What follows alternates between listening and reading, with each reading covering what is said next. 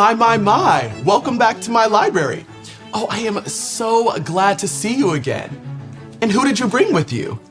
I'm Professor Stevenson, and I love reading and teaching about the prophets and the kings that they served.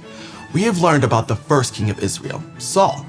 If you remember, Saul was not a very good king because he stopped listening to God. God decided to choose the next king, a boy named David. Someday, David would be king. When King Saul found out, he was not very happy. David went to work for the king. He played, drum roll please, a harp. But Saul did not like David. He was jealous that he would be king one day. Saul decided that he didn't like God's plan, so he started to make a plan of his own. A terrible plan. A plan to kill David. I did warn you that Saul was a bad king. When David heard about this plan, he ran away and hid from the king. But God helped David. One time, Saul was hunting for David. It was getting late, so Saul decided to set up camp. But guess who showed up in the middle of the night?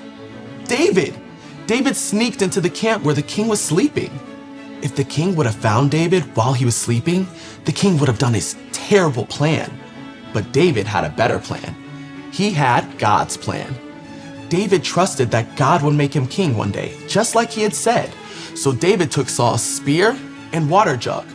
When Saul woke up, he realized that David had been there, but David had not hurt him.